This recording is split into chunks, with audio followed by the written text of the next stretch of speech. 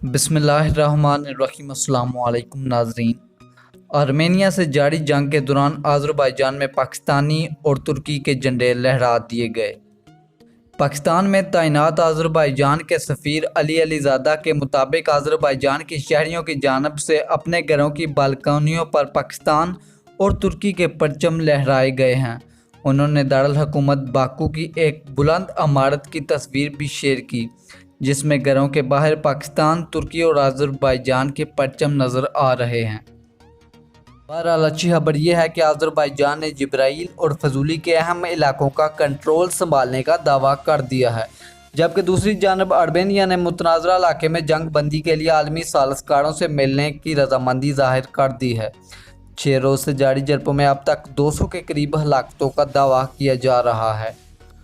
याद रहे कि तर्जमान दफ्तर खारजा ने आज़रबाईजान में आर्मेनिया के खिलाफ पाकिस्तानी फ़ौज के लड़ने की खबरों को बेबुनियाद करार दे दिया है।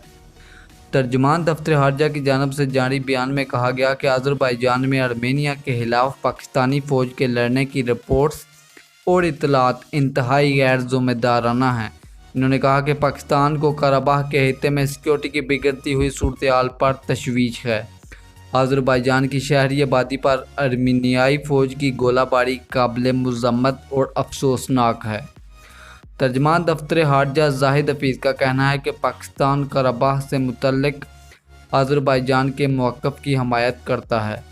कराबाह पर आज़रबाईजान का मौक़िफ़ अक़वाम मुत्तहिदा की सलामती कौंसिल के मुत्तफ़िक़ा करारदादों के मुताबिक है। तर्जमान ने मज़ीद कहा कि खित्ते में अमन व सलामती को लाहुक ख़तरात से बचने के लिए आर्मेनिया को कार्रवाई रोकना होगी। ख्याल रहे कि कराबाह का इलाका बाज़ाब्ता तौर पर आज़रबाईजान का हिस्सा है, लेकिन आर्मेनिया के नस्ली गिरोह ने 1990 की जंग में आर्मेनिया की मदद से यहाँ कब्ज़ा कर लिया था और अब ये आर्मेनियाई फ़ौज के कंट्रोल में है। आर्मेनियाई फ़ौज और आज़रबाईजान की फ़ौजों के दरमियान अक्सर इस इलाके में झड़पों का सिलसिला जारी रहता है।